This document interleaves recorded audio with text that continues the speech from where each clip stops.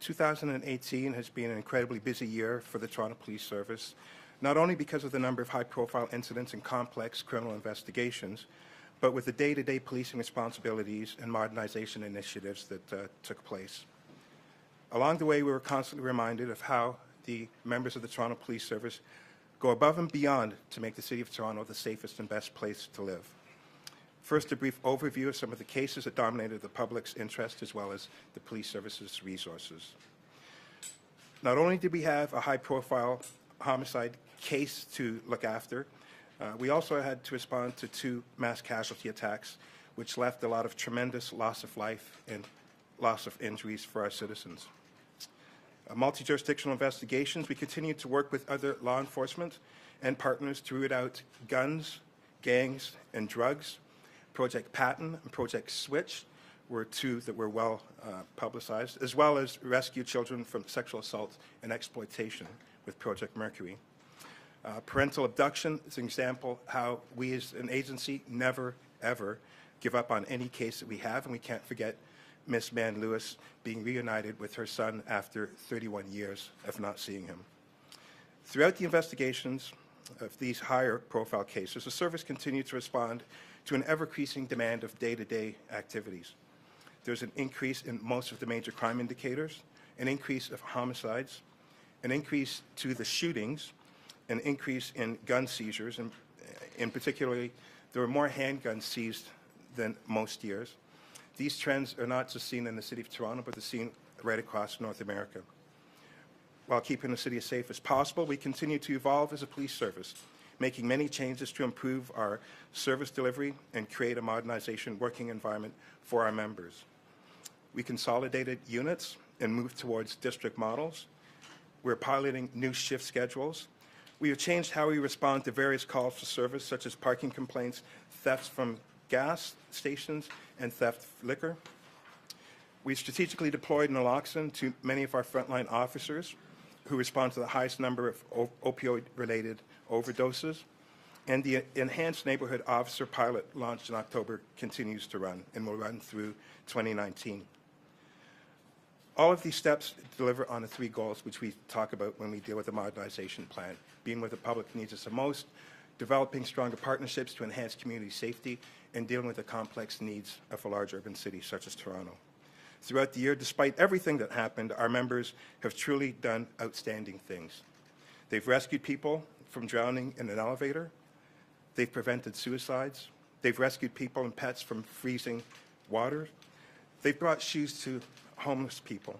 They've supported families by purchasing groceries. They've walked into gunfights, knife fights, saved lives, and continue to arrest when necessary. This year, we've started to hire. We are going to continuously hire right now. We're going to be hiring more police officers, more auxiliaries, more special constables, more communication call takers, and a whole host of other things. I'm proud of the work that the men and women of the service have done this year. We're looking forward to 2019 and the challenges that may come to us. And having said that, I will open the floor to questions. Chief, 2018, as you mentioned, there has been a lot of tragedy in our city. We have a man attack, a mass shooting on the Danforth. There was the MacArthur murder investigation, and of course the ongoing violence we see every day. In fact, a shooting was just reported a few minutes ago by police. As Toronto's police chief, what has this year been like for you, and what are the biggest challenges? Well, there have been a multitude of challenges. I am concerned about the gunplay that's happening in the city. This is a conversation that chiefs from North America are having. I'm part of the Major City Chiefs Association, and there is an uptick of violent crimes, issues that relate with street gangs, and when those manifest, that becomes critical. You know, as parents, mom, dad, you start to be concerned about, is it okay for my daughter, my son to be out there? As a police agency, we do have a higher social involvement in how we solve crimes, and removing the perceptions that are out there, I think, are something that are critical. Next year, we plan on continuing with the modernization plan. There are a lot of things that we are looking at changing that I think are necessary for today's environment. But my number one is the front line in ensuring that we continue the modernization plan, continue to get the right resources in the right place at the right time. And number two, the gun violence is something that gives me some concern. You did try in the summer, sorry, just follow up. You did try in the summer redeploying 200 officers to be, I guess, do night shifts and try and get a handle on the gun violence happening. During that 8 weeks, though, there were still 64 shootings that happened. Well, let's take things into perspective. This is an urban city. This is the fourth largest city in the North American continent, 2.8 million people and growing. When we look at gunplay, there is no magic pill solution. Those officers, when you look at the numbers and you take that time frame in which we deployed those officers compared to the other years, there was a reduction in the shooting occurrences. There was a reduction in victims being shot. That was short term. We have ongoing long-term strategies that we're going to be implementing to change the playbook in order to work with other partnerships to ensure that the gun reduction piece is looked after. Chief, there was a solution a couple of years ago, which we've documented many times. What's Harding and Taps takes away the increasing gunplay and violent crime shot up. Is there any thought to returning some form of carding, maybe not return for it, to the police officers so they can investigate proactively? Well, Sue, I think you've given me a magic pill solution, and you're not accurate with that. There are a multitude of issues. So I've spent the year speaking about the police can't do it alone. To think that the success story is to arrest our way out of this is a falsehood. 90% of these folks that we arrest are out and will be out and will continuously be released. When we take Project Patton as an example, some of those members that we arrested were people that were arrested in prior large-scale projects. When you take New York City's template, they had the very same challenge. They had the public perception, and there were some realities that certain segments of the community were being inordinately stopped and questioned more so than others. They changed their playbook, as we are as well, too. We have to develop stronger community relationships with all segments of our community if we're going to get it right. We know, and we've seen results, that whenever we work in partnership with communities, we have more sustainable solutions. The enforcement piece plays an important part. I'm not here to say that it's softer policing. I'm here to say it's smarter policing. And smarter policing will have more sustainable solutions. I think there have to be agencies at the front end that prevent these young boys from shooting others. There's a lot of funding that needs to be put in. And again, not grant funding, core funding into the communities. Nobody's ever, that I know of, was born saying, I want to be a street gang member. We have to look at the root cause of this. We have to give solutions for that, and the governments are participating in that. The enforcement piece is ours, and then the deterrent factor. When someone shoots somebody, they're going to jail. So to help them write job resumes and things like that at that point in time is not the right solution. There should be a deterrent factor when anyone decides that they're going to take a gun and shoot somebody else. Developing the relationship piece is what's critical, first and foremost. Our folks have done a fantastic job. When you look at the number of firearms that have been apprehended or seized, 514, 222 more handguns. Sorry, 514 handguns. That's 222 more guns than last year, 172 more guns than the year before. So every day we're seeing more guns. So that's one aspect that has to be looked at. And then the second piece is what's motivating people to use a gun to resolve issues. And those are things that we can't just do as an enforcement piece. It is necessary, but it has to be streamlined, it has to be surgical, it has to be intelligence-led if we're going to get it right. Given the homicide rate went up by so much. People are saying that the criminals are laughing at you, the gangbangers, that a gun ban is not going to work. They'll still get the guns illegally. What do you say to that? No, I'm interested in people that are motivated to shoot other people. If anyone wants to put any tools to reduce that, I'm supportive of it. But the vast majority of members of the community have no interest in obtaining a firearm and shooting somebody else. I've said earlier that most of our gun violence is street gang related, and I stand by that. That's not just Toronto, that's all of the urban cities right across North America. The street gang issue is our primary concern. Most people that are getting shot are people that are living a high-risk lifestyle in conjunction with being associated to street gang. And so that's the root of the matter that we have to look at. That's what we have to collectively work together in order to properly reach sustainable solutions. The homicide rate went way up this year. Are you confident that this is not the new normal Well, as I stated early on, this is a year like no other year. We had 2 mass casualty incidents. There's a lot to be said for that. On top of that, we've arrested somebody, allegedly a serial killer. You factor all of these things, and for me to say that this is a normal year, I'd be misleading you, and you'd be misleading the public if that's what you're going to be turning towards. This was a unique year. I'm certainly not looking for another year like that in the foreseeable future. 1991 was when we had 89 homicides. It took a long time to get to surpass that, and I'm not looking at an upward trend. I think this was a unique year where there was a lot of loss of life and a growing concern, not just for the police service, but for the community as a whole. And I do believe that next year will be a different year. Chief, this year has highlighted a lot, to be very clear, and you said this here now, that when there's an inordinate number of homicides, it's directly related to street gang violence. As we wrap up the year, how would you describe the situation from when we talk about street gang violence in the city right now, from a policing perspective and a community safety perspective? Well, I mean, Is it worse? well, it's such a broad question. My answer goes back to root cause again. The numbers are one thing. Access to firearms is an increase. There definitely is an access to firearms. I can say that very confidently. But people that are motivated to shoot other people, I've got concerns with. And if people think that it's a matter of just arresting and all is well, that's a far cry from the truth. That's a far cry from the right solutions for today's environment. We need to have the resources necessary at the front end, back end, and of course our enforcement piece in the middle in order to get this right. Chief, this year has highlighted quite a few gaps between officers and different communities, most notably, of course, we saw the report of the Black community as well as with the LGBTQ community. Do you think that you guys have made any movement forward with the LGBT community, for example, because you've had a long time now to kind of implement those things that we talked about earlier in the year? No, I think that we have moved forward, and I think we're moving in the right direction. I'm not going to say that we are where we need to be, but what I like about this organization is the desire to want to get it right. When we talk about the modernization plan, we talk about it being community-centric, and when we talk about community, it means everybody. And so in order to get that right, it's the ability of sitting down at the table, having those conversations with all segments of the city to figure out what do we need to do to enhance our relationships.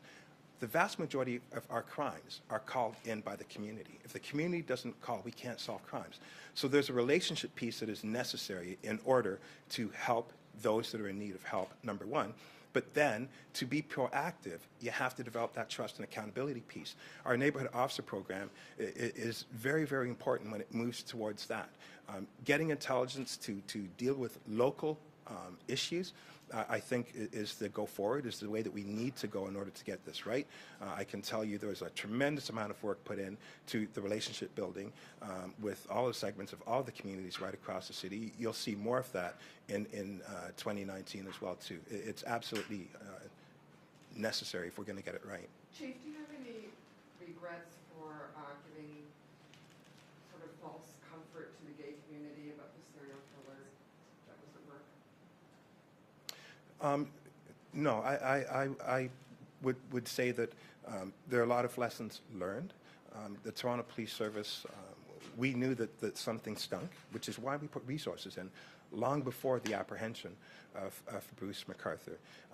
And in fact, not only do we put resources in and do countless judicial or authorizations, we put in high-level resources. We put in homicide investigators long before a crime was determined. And I think that was fundamental in the apprehension because of the fact that when we had the latest homicide, we were able to go back to all of the work, the millions of dollars, the thousands and thousands of hours put into that.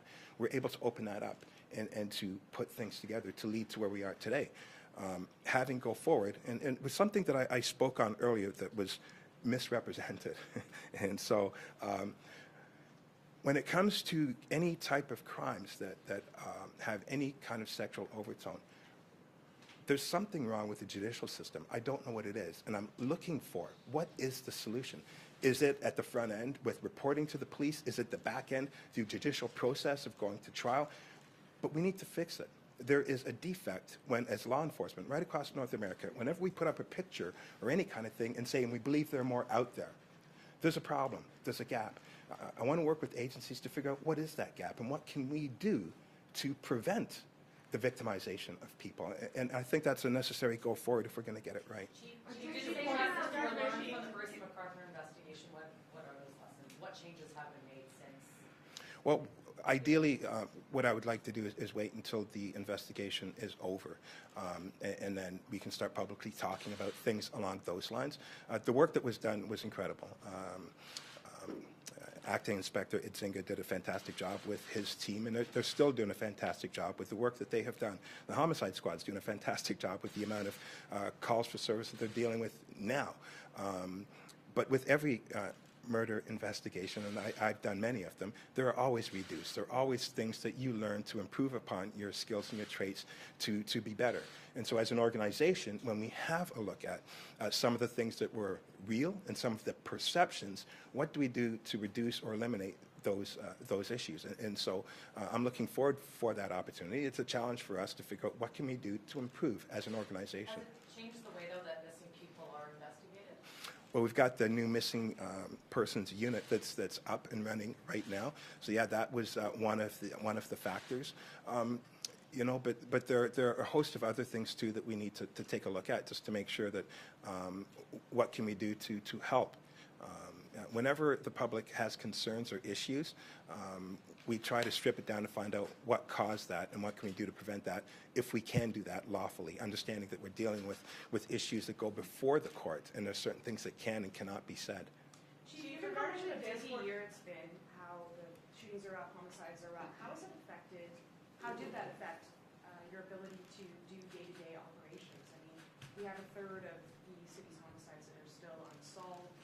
Has an increase in the number of homicides affected Toronto Police's ability to do other day-to-day things or the ability to solve these homicides? Well, when you look at the 2 million calls that we deal with on a year-to-year basis, and the over 5 million contact points that we have with community on a yearly basis, things were taxing. But when we talk about, again, the premise of the modernization plan is to create a model that's sustainable for today's environment.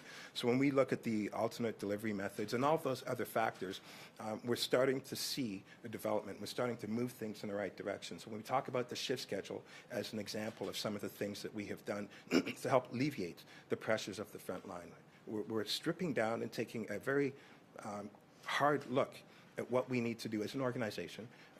What should we not be doing as an organization? Because before, by default, it was when in doubt, call the police. And I'm here to say those days are getting numbered. The public wants the police to be there when the police should be there. We've got highly trained people that are skilled to do certain things when they're doing other things, administrative things, report-taking things. There are other delivery methods that need to be put into place for that. So challenging, yes. Did we answer the bell? Absolutely. When you look at the calls that we do and when you look at the response times that we have for those critical calls, they are very, very good for an urban city, and we'll continue to do that. We've also hired more from communication services, and we'll continue to hire more to get it right, to make sure that the public feels confident when they call the police, they will be there. Given the year we've had, can you assure that this is still a safe city? One is before the courts, the other, the shooter is deceased. Are your investigators getting any closer to understanding what may have motivated the shooting? What motive may be? You know what? We have operationally, we've debriefed it, and we look at what we did during that event and what we can do to improve on that. The fact that our frontline folks were there within 3 minutes and 30 seconds answers that particular question. We're there to answer the bell for those critical calls. When we talk about Finch, and within 7 minutes from the first contact to the apprehension, 7 minutes. But to get into the minutia right now, there's still some more things that need to be looked at and questioned before we come out with any conclusions on that particular incident. Is it still fair to say that Toronto is a safe The city? investigation for the Danforth shooting, is it still open? And because there's not going to be a trial, are we ever going to get a public account as to exactly why it happened, what happened? I'm sure there'll be an opportunity to present whatever we can to the public, but it's not going to be today. When there's an opportunity, I definitely make the public aware of that. Chief, are you concerned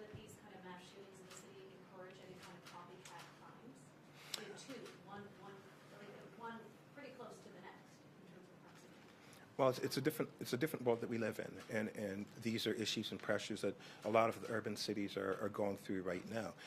The most important thing is, do you have a plan? Our organization has a plan. We continuously work on figuring out what we need to do from a reactive perspective, but also from a proactive perspective as well. So when we talk about our countering violent extremism, our model that we have is world-renowned. In fact, we had someone that represented us deliver our model to the United Nations. So preventative is equally important, and it speaks to the importance of developing strong relationships with the community. Because when you strip a lot of these things down right to the basics, 90% of the time there's a member of the public that is aware of something, but they don't report. So we know that when we have officers in place, when we develop stronger community relationships, that we will have more opportunity to be aware of certain things in front of the incident from happening, so that we're not necessarily being focused on the reactive, but the proactive piece.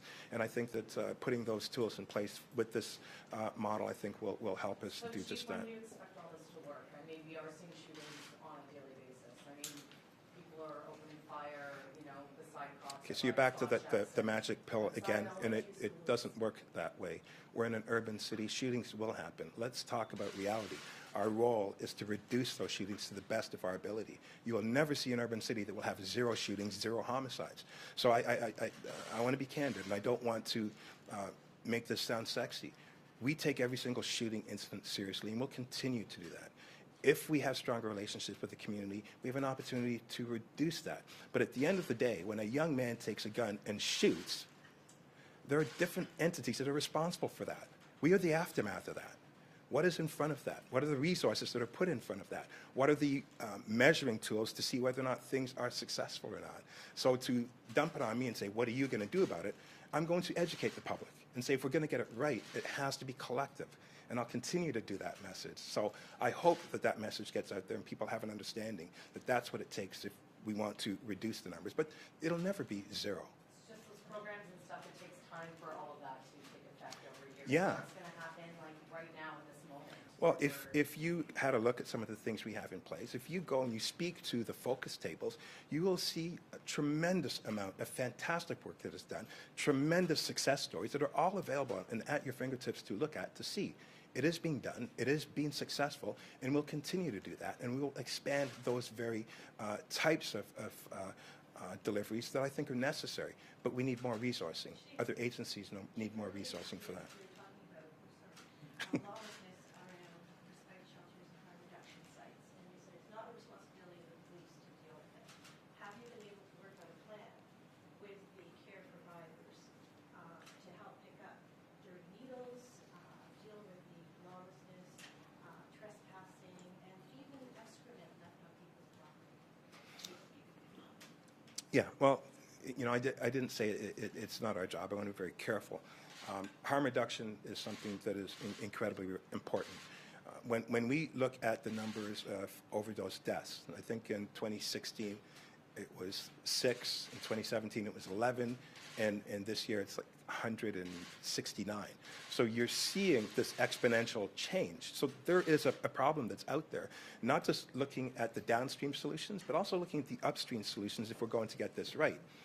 Having said that, there is a responsibility for us when it comes to any type of violent crime that is taking place. But when it comes to the community safety piece, all hands have to be on deck. It's not a matter of saying, here, we've built this, now police look after it. There has to be proper funding from all streams in order to have that strong partnership to keep that area safe. But you can't just leave it to the police. You don't want to bring police in harm reduction plans or initiatives. It is not going to be successful. However, I think there's an opportunity to sit across the table, have those discussions, make sure that the funding streams are there in place so that A, you can look after the harm reduction piece, which is what it's all about, but B, the quality of life for people within those communities, they deserve to be in an environment where the resources are there to keep the quality of life where it should be at. Chief, why haven't we released, sorry, go ahead. You haven't asked. In terms of modernization, are you where you wanted to be at the end of 2018 with that? Obviously, there was so much this year that was unpredictable you could never have accounted for. Where are you in terms of your goals of modernization, and how are you going to catch up next year? Well, I'm not going to say catch up. We're going to continue the modernization plan. And, you know, it took a lot of time to get to where we are. There are things that we've implemented. The Special Constable Program is doing a fantastic job. Within the first 108 days, they took on over 23,000 calls that the frontline people would have taken, had to have looked after, over 3,300 hours of police work that frontline people would have had to take. So expanding that, I think, becomes critical. When we look at unverified alarm calls, when we speak about 97% of the alarms that we had to attend were false. So figuring it out so that it's now, we look at that 3% within a short period of time, our response has been reduced by 45% of going to those types of calls. So we're looking at ways of doing business smarter. When we talk about the theft of gas, talk of theft of alcohol, and utilizing not frontline police officers, but delivering the same service, but it is done online. We're seeing an increase of 65% for online. So next year there'll be a promotion for more of that to happen. Parking, which takes on hundreds of thousands of calls per year. The online mechanisms that we've put in place for that are all playing a vital role. So it's the sum of all parts equaling the whole. It's a matter of looking at things, reconfiguring those things, the awareness piece of the public so they have an understanding of what role they can play. The misuse of 911 calls has gone up. Educating the public on when to call 911 when there's a power outage and your dishwasher's off or your meat is in the freezer, that's not a 911 call. So there are a whole host of things, and it's an evergreen process, and we're continuing to work towards that. The hiring piece, we're hiring again. It is critical. It's important. We do need frontline people out there. The pressures that the frontline people are going through is quite high right now. We've seen an increase of calls for service. We've seen an increase of people coming in and reporting crimes as well, too. So there's a sense of satisfaction in which the public trusts us and they're coming to us more. But with that, there has to be the ability of answering that. So looking at putting the right resources in the right places, I think will maximize the modernization plan and also the technologies that are out there. I'm looking at hopefully by the end of next year, body-worn cameras coming into play. I think that those are things that are all necessary if we're going to get it right for building the trust and accountability. And how many the budget was a huge part of that too. Like part of the modernization plan was great, and this giant budget.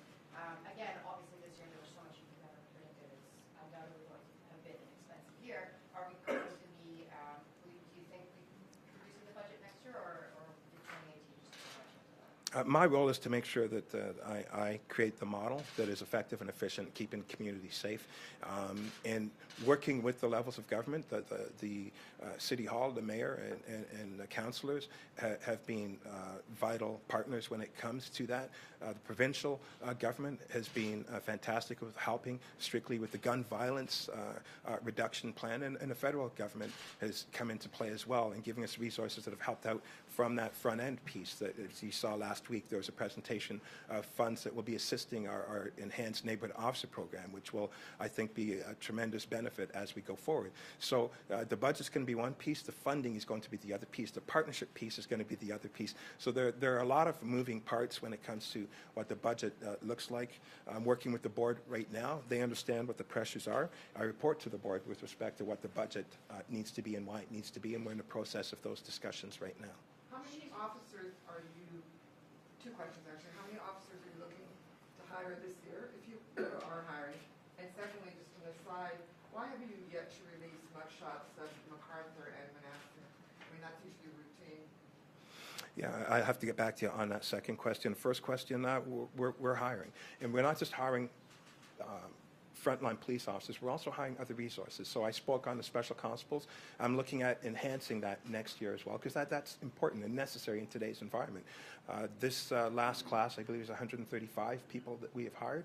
I'm looking at hiring a couple hundred more for next year when we go into 2019 as well, too. So we're going to continue to hire. It's something that's necessary. It's something that's important.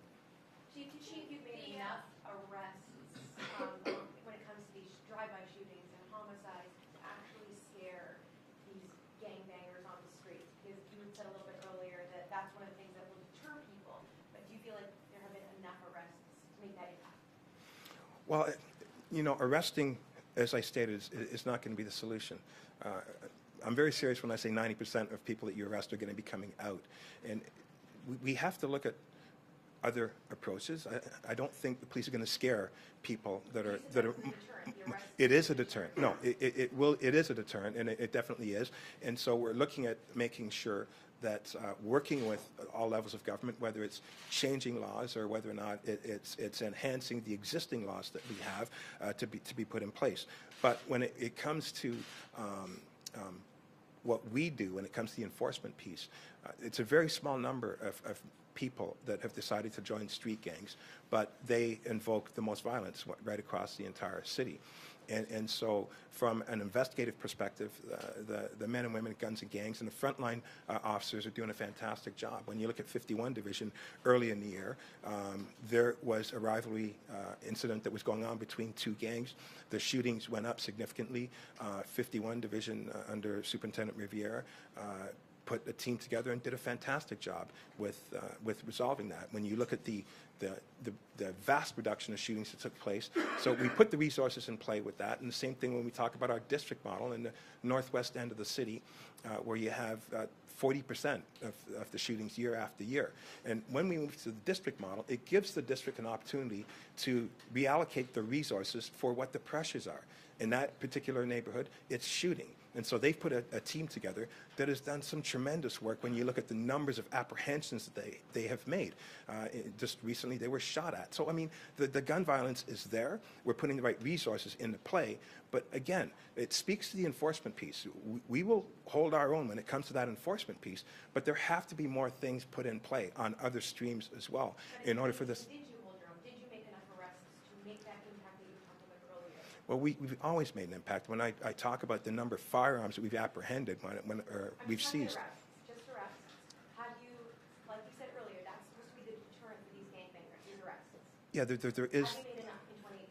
That you've made some headway? Well, it depends on who you ask in the public. Some will say absolutely not, and some will say it's not about arresting. So it's a subjective question. Listen, we are going to respond to all of the shootings, and where we can, we will apprehend. I don't think that that's a success story. Arresting people is not the success story. No, arresting someone for homicide. Can I get another question, please? Yes, thank you.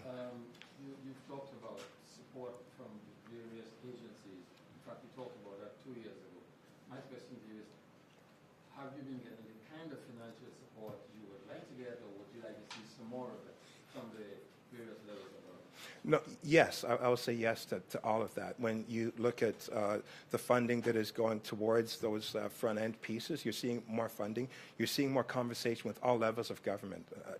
I'm seeing more of it than I have when I first got into this seat, and so I'm happy with the direction in which it's going. I think that we'll start to see some incredible results as time passes on, but I can tell you things are working right now really well, and we're going to do whatever we can to maintain those relationships if we're going to be successful. Chief, is there a sense of urgency? Where the guns that criminals are using are coming from, and what, if anything, somebody can do about stemming that tide of guns flowing into criminals' hands?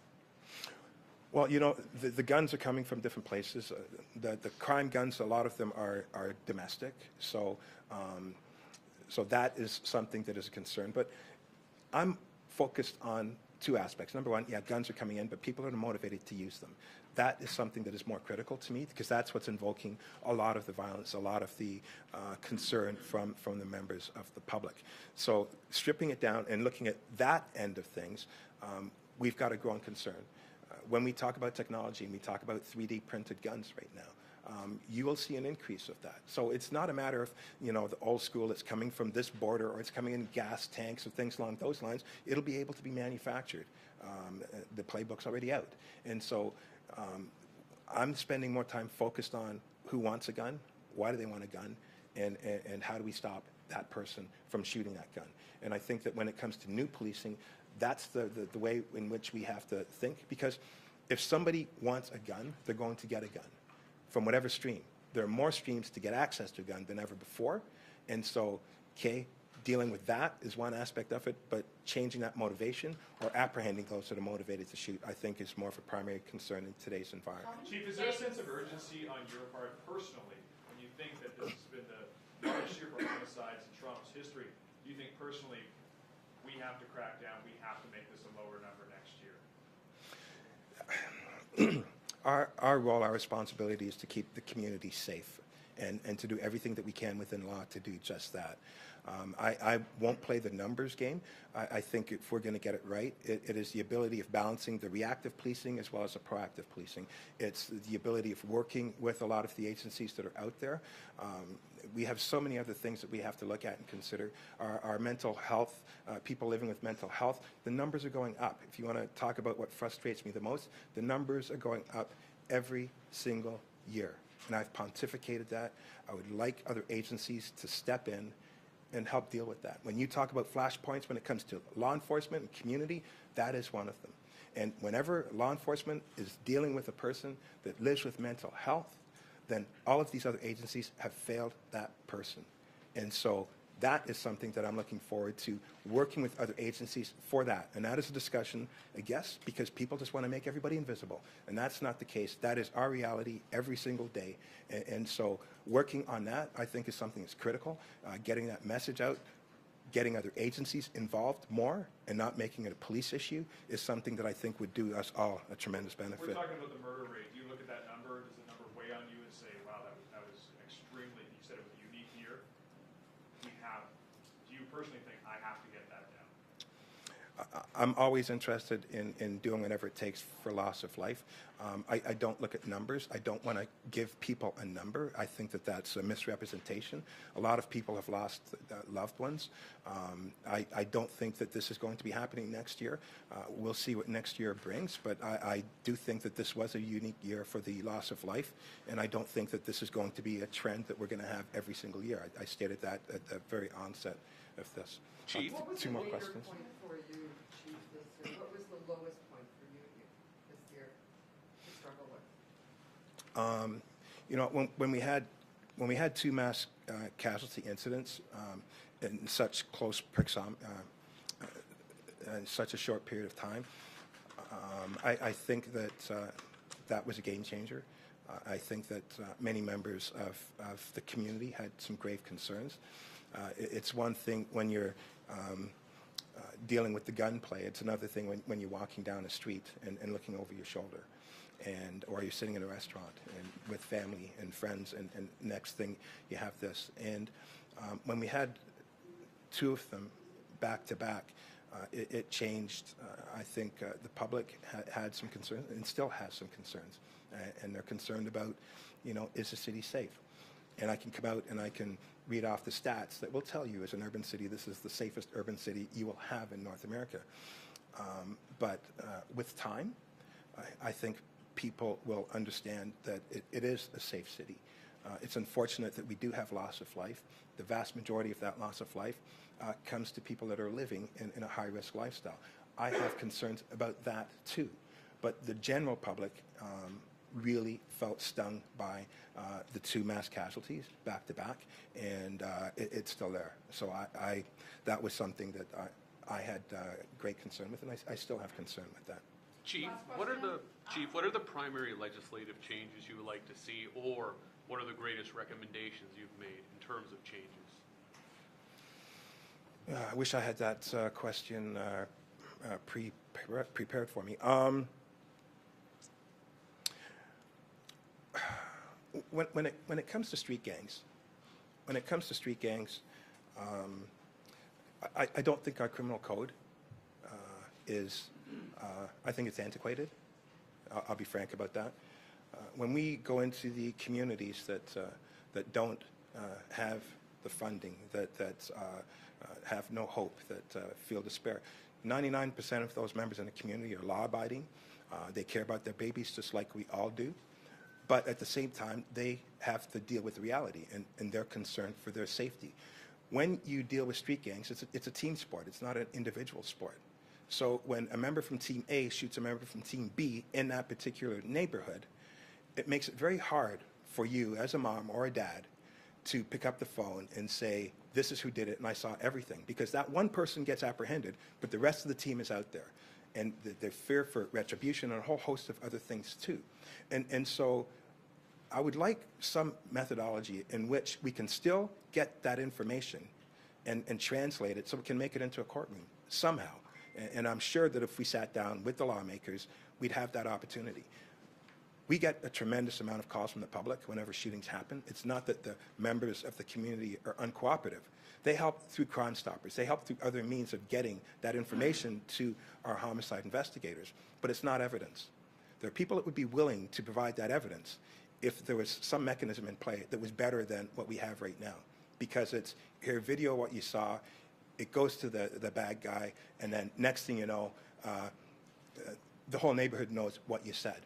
So there is very little motivation when it comes to that moral compass where I want to help, A, because it's the right thing, and B, I don't want my babies caught in crossfire on a Saturday afternoon, but I'm genuinely scared that if I do that, and the whole world knows that I did that, that I'm left on my own. So whether or not the lawmakers can sit down and talk about street gang and the nuances to street gang and what you can do to help people who want to contribute but who won't contribute for the only reason that they fear for their lives. I think that that's a reality in this city, and I think that's something that I'd certainly like to be discussed at a table where things can tangibly be done. Chief, I want to mention more pedestrians have been struck and killed this year. When we look at, just being around in the city, there's a lot of people jaywalking. There's a lot of people walking mid-block. Is the message to the public that they need to follow the rules? And can you talk about the whole police efficiency work? Well, when we look at the numbers, pedestrians being struck and fatal pedestrians struck, we're at 37. Last year it was 32, but the year before that it was 40. So the numbers are about the same. The one thing that I will say, cyclists have increased because it was 1 in 2016, then it was 3 in last year, and now it's 4. And so roads have changed, and there are a lot of moving parts. A, there are more people on the roads, there are cyclists, there are e-bikes, there are a whole host of other things. Everybody has to assume responsibility when it comes to being on the road, and that includes pedestrians. When we look at our pedestrian fatalities, year after year, it's the same thing.